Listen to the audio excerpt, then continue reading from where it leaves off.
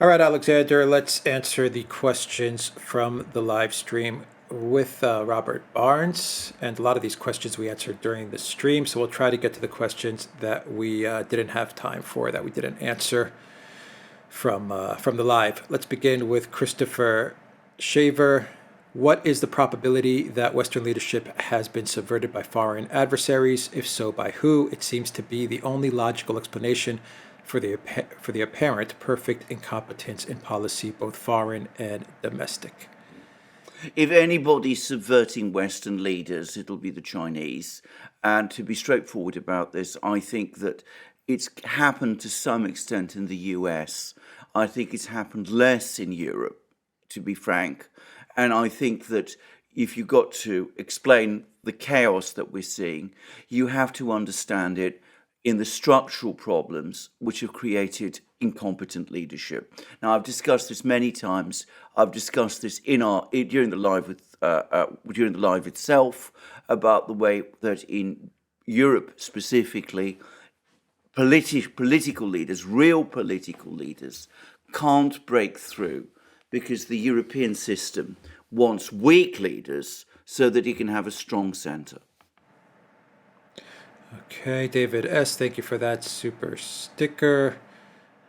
Anna R., thank you for that super sticker. Joanna, thank you for that super sticker. Dominique, thank you for that super chat. RC says, I'm an American planning on moving to Tbilisi for a year. Given the looming recession, is it a good idea? How will Georgia fare? Keep up the good work. I'm not going to. We never give advice of that nature. What I've heard about Georgia is that it's a beautiful country with a fabulous cuisine.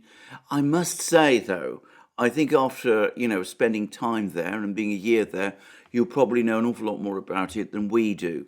I mean, this is a polarized country. There are supporters and opponents of the government, and sometimes one does worry that things could slip out of control, and we could have a color revolution or something even worse there.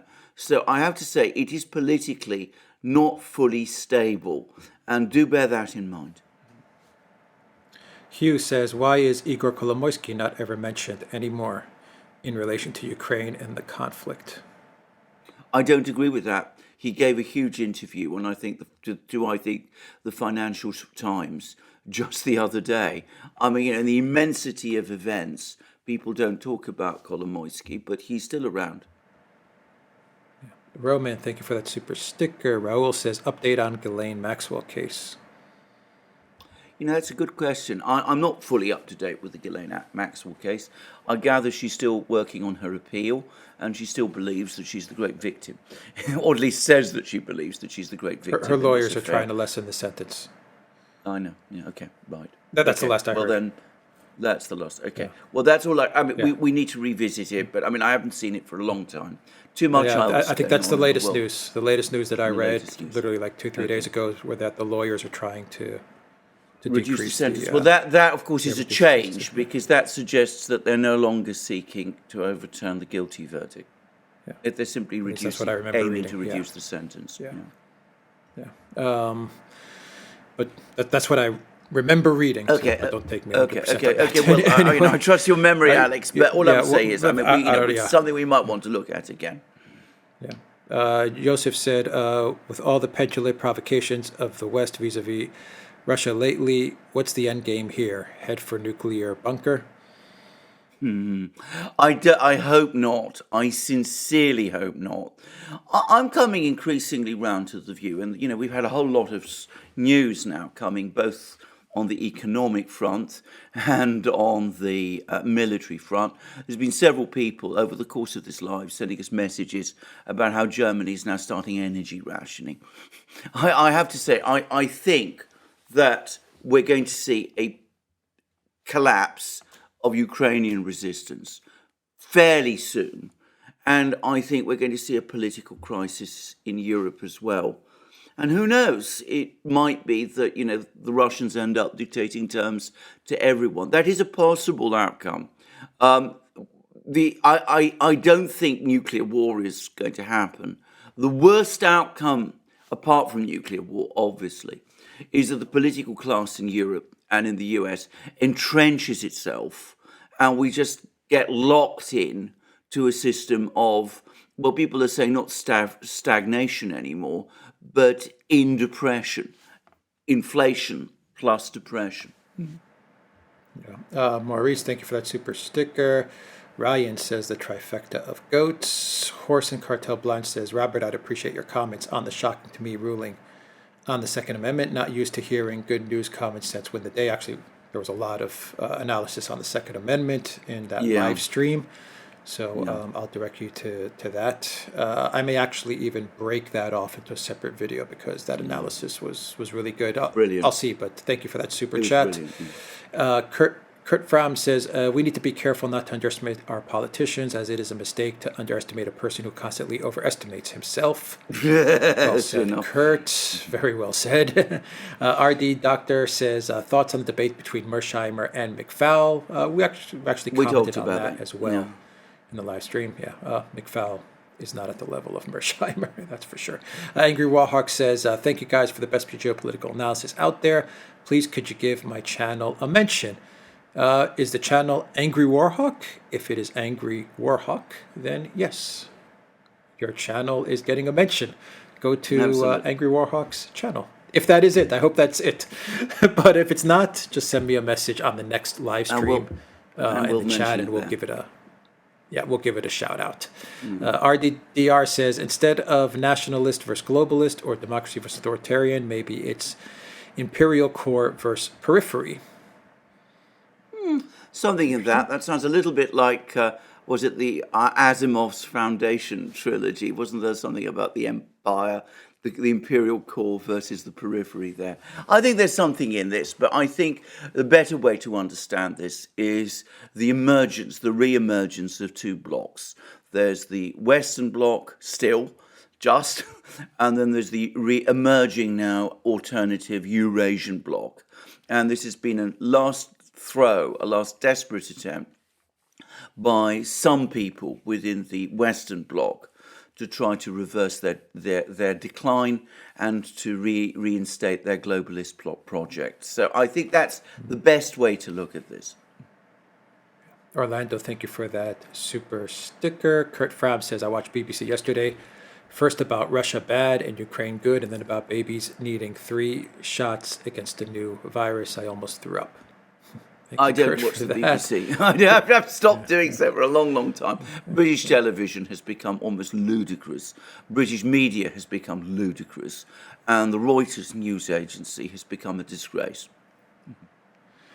Kurt Fram says the split between Russia and the West will last for generations. Not generations in the traditional sense, but generations of Western politicians. Yeah, I agree. Very true. Interesting.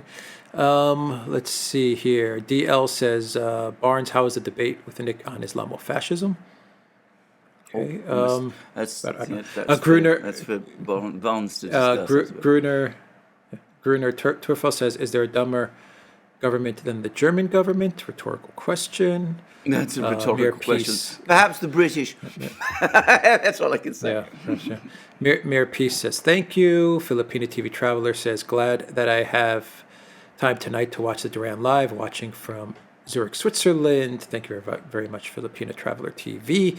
E. Ray Riley says, my wife of 12 years is a beautiful Russian girl. She visits with her family every day, and they are telling her that there is a lot of news in Russia, that they are thinking of shutting down the megatons to megawatts program. I'm sure what that is, actually. Yeah, I'm not sure what that is, but thank you, E-Ray. It sounds like something that's being sold to the West. I mean, a sort of transfer thing. I mean, I don't know. Yeah. Anyway, I'll look it up. It sounds interesting. Pogla the Lesser in 1977 says, what's up, guys? My question is, a few years ago, I hear that a case of war on the Korean Peninsula. Russia has a special task force to seize the North's nukes. I haven't heard anything like that, to be honest. And, I think I follow the news. Yeah. There's lots of stories going out. You've got to be very careful what you hear. Sure. Chef Nick Nero says, does the gun law translate to the knife law? We answered that. Yes. Tracy Griffin, thank you for that super sticker. Eduardo, thank you for that super chat. Lana, thank you for that super sticker. Pago the Lesser says, Chicago is Chirac. Skulls. Okay. Not I'm not sure sure I the quite reference. understand that, but thank you for Okay. that super chat. Joanna says, being in California, the 10 a.m. PST live streams are much appreciated. Thank you, gentlemen. Thank you for that. Joanna. Horse and Cart Blotch says, Robert, how long do states have to make changes? Also, in what ways can Democrats challenge this? I Well, I think can we answer answered the this. second. I don't think they can But, challenge it yeah, because it's now a constitutional decision. How yeah. long they have, I don't know. I'm trying to remember if we answered this in the live stream. Maybe not. If not, maybe we'll send that off to Robert. Life of Brian says, problem with incorporation doctrine is it's not balanced by a means for state courts to override and affect federal decisions. Okay, this is a constitutional point which is beyond me. I mean, that is for Robert to really look at, I think, eventually. Thank you for that, Life of Brian. Darius Moon, thank you for that super sticker. Ryan says, as stated, the biggest difference the U.S. had, in my opinion, during the lockdowns and whatnot was knowing the citizens of the U.S. are heavily armed against the state compared to Canada and Australia. We touched upon that as well. Commander Crossfire says inflation starting to bite in Canada, $200 to fill a tank, mortgage payments doubling next year, food, heating, things are getting hard, but Canada spending billions on new missile systems, wages stagnated. Well, there you go. Yeah. Tom Bear says Lindsey Graham is always willing to get to the bottom of things with Sean CIA Hackety. Thank you for that, Tom Bear. Tom Bear also says John Cornyn is a disgrace. Bushy? ? Yes, I believe John Cornyn is from Texas, if I'm not mistaken. Chef Nick Nero says I only ask about knives because I'm crime Crete, and we love our knives. I'm from Crete, I guess, and we love our knives. Oh, yeah. Crete, So, yeah. fantastic island. Yes. William Andrews says, Robert, when can I take my 357 for a night on the town in Maryland? Thank you for that, William. Melissa, thank you for that super sticker. Zuxuxi says, thank you, gentlemen. Always interesting. Guy says, you don't need to be a eugenicist to recognize that a population of 4.5 billion in the poorest part of the world could lead to massive problems.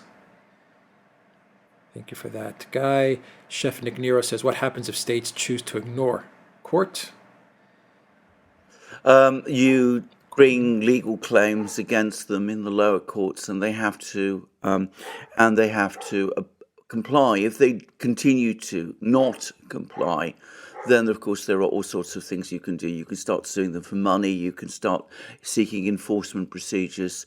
I mean, it would be a revolutionary act, tantamount to a step towards secession, to disobey the orders of the Supreme Court on a constitutional matter. David says, I like Robert Barnes' sitting posture. David also says Putin should trade for Assange. And Kate says, what can Putin and the Russian government trade to Julian Assange released? Traded or get his charges dropped, dismissed. Trump caved. Biden won't do anything. I don't think the Russians will trade Julian Assange. I mean, I think that also, and this is a point to stress, and I speak now with great authority, Julian Assange will not agree to be traded like that by the Russians. He's very, very concerned to keep WikiLeaks' reputation intact. There's constant attempts to try to smear him as some kind of Russian stooge. And if that proposal is made, I am absolutely sure he will reject it. Now, I speak now with authority. I've never spoken to him personally, but I've spoken to people who are extremely close to him and who have discussed things like that with him. Lying Dog-Faced Pony Soldier says Merrick the Bomber, new handle. Merrick Garland. I guess is what Lying Dog-Faced Pony Soldier means. Thank you for that super chat. Zariel says, Robert, thank you for your tremendous insight and being with us. You rock the house and shake the mold off of the disgust that plagues us. Duran and Barnes, FTW. Thank you very much for that, Zariel. Thank you, Zariel. John Flanders says, are any of the panelists familiar with the book by Manuel Todd, After the Empire, U.S. Theatrical Militarism? Absolutely, it's in my library behind me. I have absolutely read it. It's a brilliant book.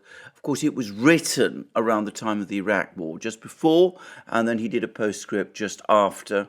But it's incredibly insightful, and I think as events have progressed, you can see that many of the things Emmanuel Todd was writing about then have gradually come to pass.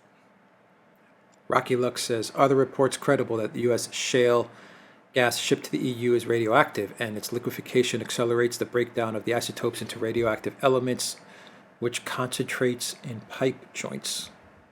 I don't know. I have not heard that. It's not the kind of thing, to be honest, that I'm likely to be able to comment about in any authoritative way. So, I mean, I just don't know the answer to that one.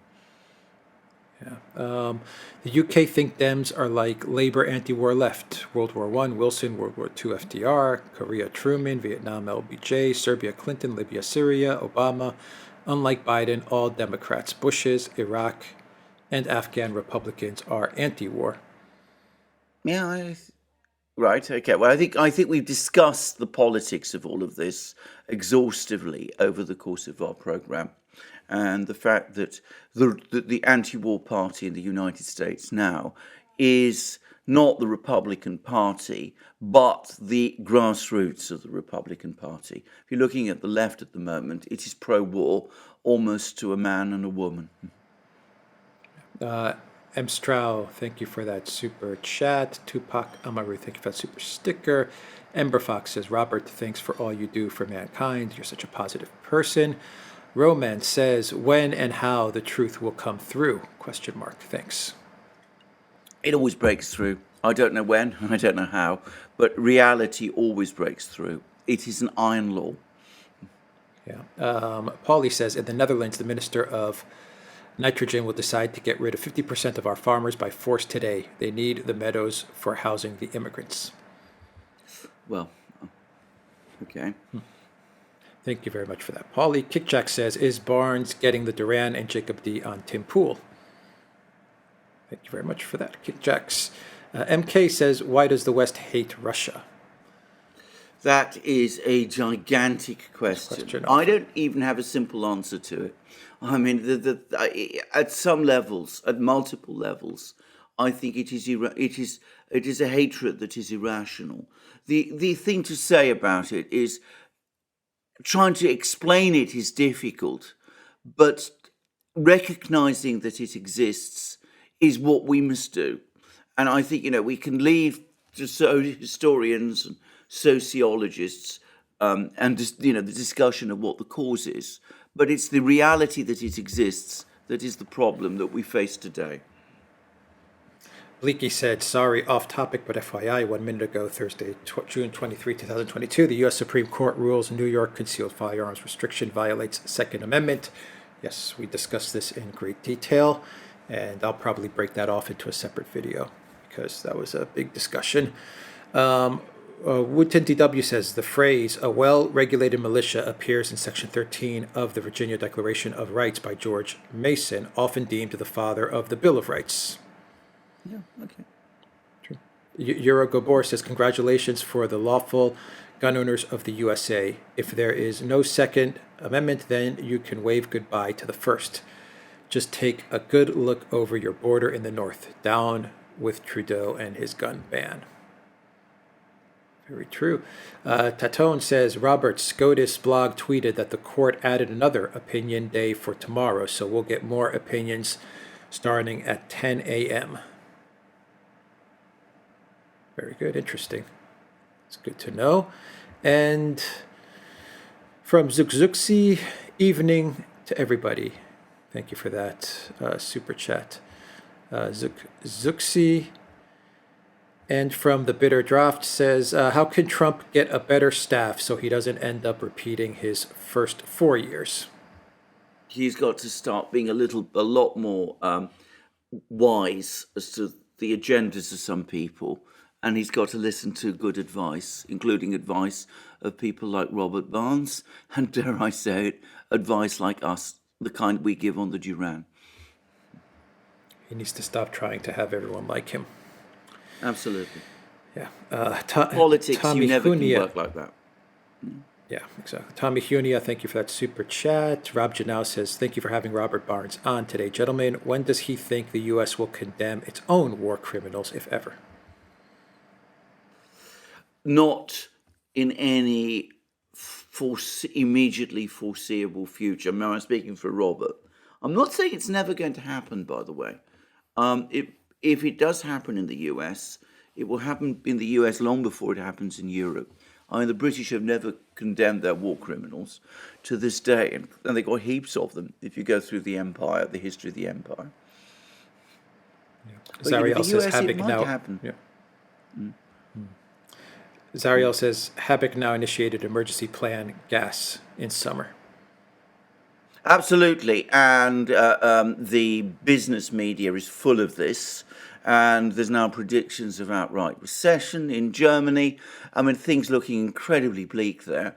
Of course, I'm reading the British media, and there's still all the blame for this is being thrown on the Russians. That it's the Russians, what the Russians are going to do, and it comes with all sorts of demands that we continue to stick by Ukraine, because this is the British media. But it's something, obviously, we have to look into very, very carefully, and perhaps try and find what people in Germany actually think. I haven't had time to go through opinion polls there, but things in Germany are looking extremely bad, and it was also predictable. Beer and Flies, thank you for that super sticker and that awesome super chat. Best Player says they wanted Obama 2.0 and we got Carter 2.0. Well said. I think that's I think that's unfair to Carter. Dare I say it? I mean, I really do. I mean, I remember Carter very well. He was never as bad as this. Yeah. Rocky Luck says Walsh School of Foreign Services Jesuit. Is this the source of the State Department's prejudice towards Orthodox Russia, Serbia? Who knows? I mean, that's Georgetown University, as I believe. But anyway, I don't know. I'm not going to guess. It does. If it is Georgetown, it has an enormous disproportionate influence on people who study international relations. It's considered to be the leading international relations place. Yeah. And it is a Catholic university. No, go on. Horse and Carte Blanche says, Robert, do you think America can be saved, whatever that means to you? Do you have optimism for the future? Actually, Robert answered that. We answered that, yeah. And you answered that as well. Yeah, that was answered in detail. Cher Sidney says, do you think Boris is shuttling back and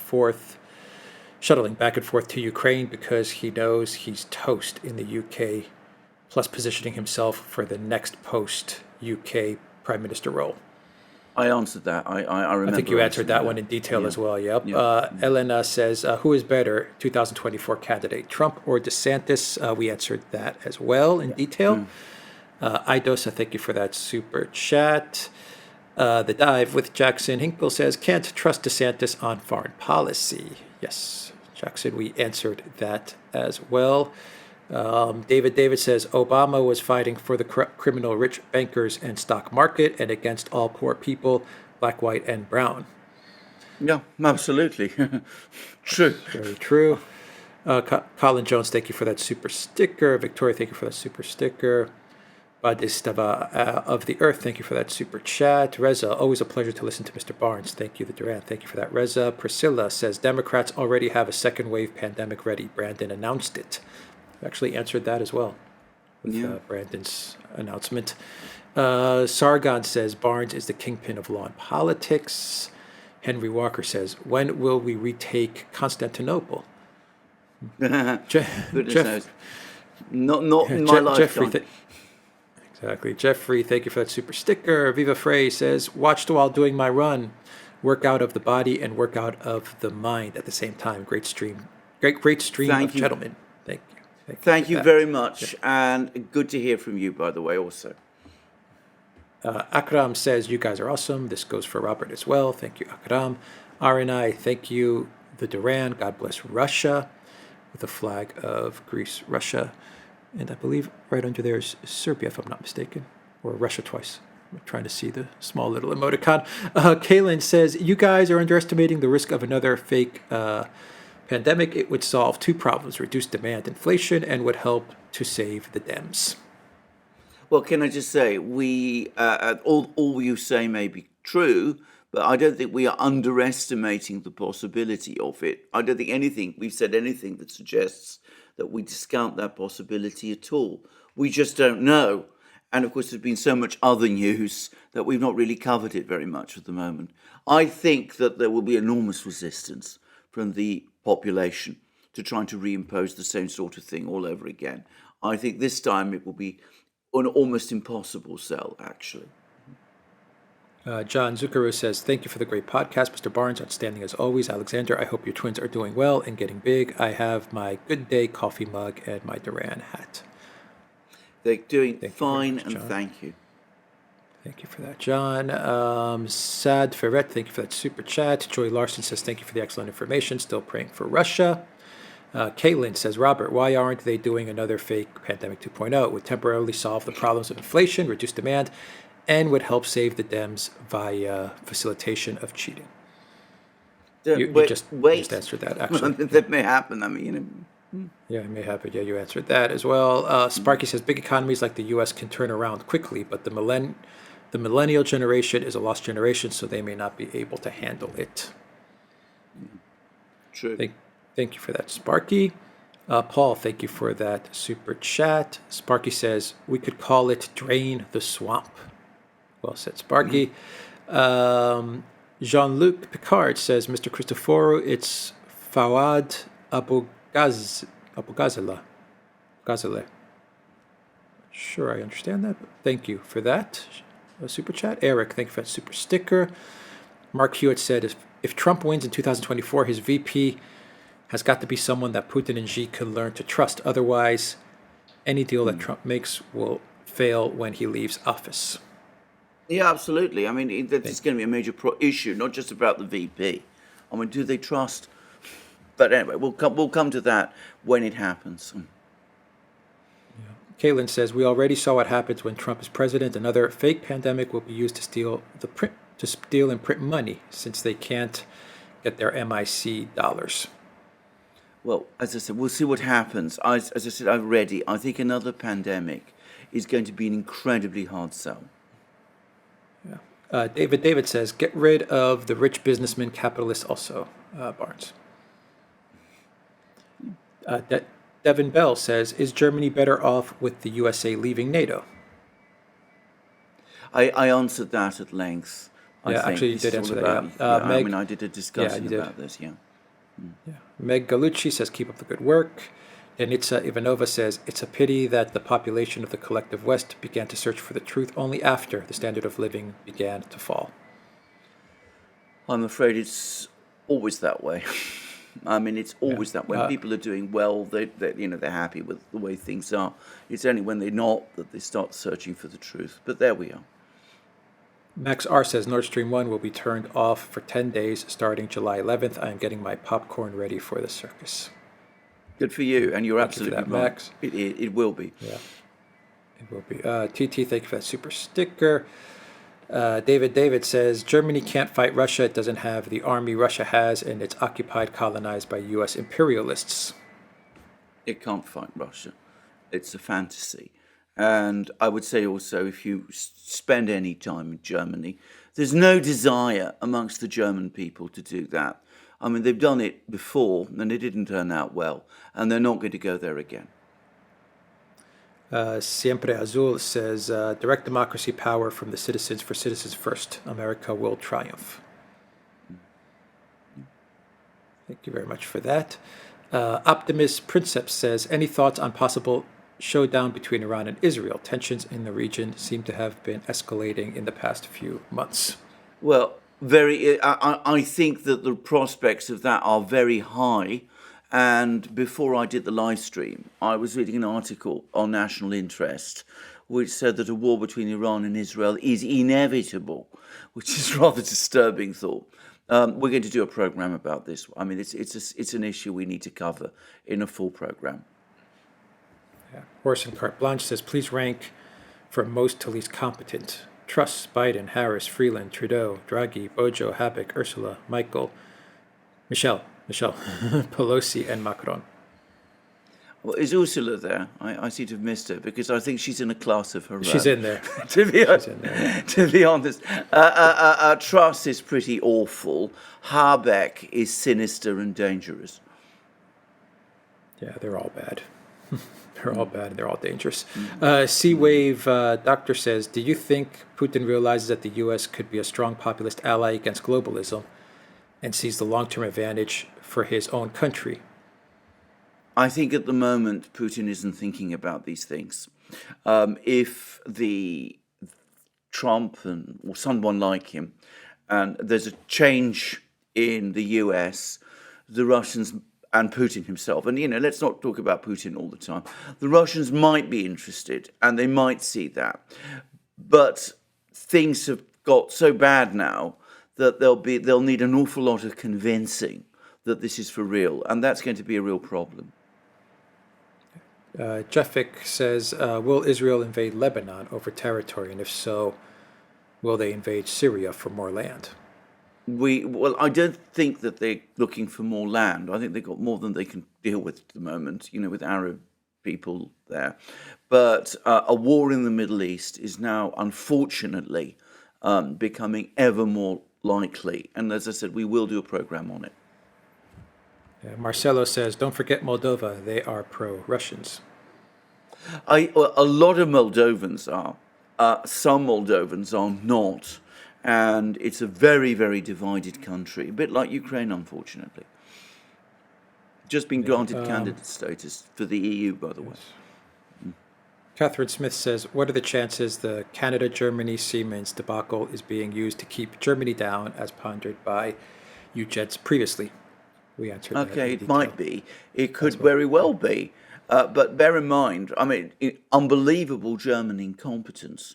They should have noted this. They should have realised that if they sent this machinery to Canada for fixing, there would be problems with the sanctions. It's incredible that a company like Siemens didn't think of it. And it's incredible that the economics ministry didn't understand it either. That's their job. And the economics ministry especially should have been absolutely up for this. So, the economics ministry is, of course, headed by Habeck. And one does wonder what he's up to. Yeah. Sparky says 80% of Ukrainians aren't political. They just want to know who's in charge. So they'll hear how well the Donbass, etc. do, and will go with Russia. I wouldn't be. I take your point completely. And about 80% of Ukrainians being fundamentally politically indifferent to this. I think that's true. I think there's a lot of pro-Russian sentiment. There was an article in the British media about how in Donbass people are pro-Russian. There's all sort of admissions that you're sort of seeing trickle out. I think it's also true in places like Odessa as well. I think in a lot of other places, including some of the places we've been talking about, people are indifferent. And, the idea that there'll be, major uprising to drive out the Russian invaders is a fantasy. So I wouldn't be surprised if, in many respects, you're right. V-Plant, thank you for that super sticker. Rockabilly says, have Barnes talk more about Putin's economic theory. I'm 10 minutes behind. I need to know where to find it. Okay. Maybe I'll break that out into a separate video as well, actually, Rockabilly. Maybe I'll do that as well. David says, the USA bribes Afghanistan, Ukraine, other leaders with paper and ink dollars to be corrupt so they can control those leaders and the USA can steal those countries' resources, capitalist criminals. Yeah, it's essentially what Putin said. This is essentially what the point that Putin was making in his speech, that you print money, debased money, and that you use that to buy up everything. And that's what's been happening, to your own long-term disadvantage, of course. Oz says, will England invade Wales? I don't think so. I can't see any situation where that could happen, even if Wales secedes, which is not immediately likely, but, in the long term, who knows? Rocco Van Zyl, thank you for that super sticker. Norman Lorraine says, do you have any opinions on Peter Zaihan's new book? No, I don't. I haven't read it. I don't know anything about it. And this is the problem. I just don't have very much time now to do reading outside the news. When this crisis subsides, I'll start reading again. But at the moment, both of our times are spent trying to keep up with events which are happening at a blistering speed. Evans, thank you for that super sticker. Toilet Sauce says Germany is already talking about rationing energy. Imagine there was another pipeline ready to go in the Baltic Sea. Oh, wait. Very true. AZ Man says NATO and the UN look like the Judean crack suicide squad in their response to Russia. Yeah. Thank you very much for that, AZ Man. And Tim Otis, Super Chat says, an economy based on physical production, Russia, rather than financial speculation, USA and West, will suffer less, as we are seeing in real time, not rocket science. It's absolutely, you're completely right. But of course, economics today has become a bizarre subject, and I completely agree with Robert's points about modern monetary theory, MMT. I mean, he described it as money printing, said it was more complicated than that. The only point I disagree with is I don't think it's any more complicated than that. You can make it look more complicated than it is, but essentially that's exactly what it is, and you're completely right. Pickwick, thank you for that super sticker. David says the U.S. Constitution is a corrupt document put together by rich capitalist slave owners which legalized slavery.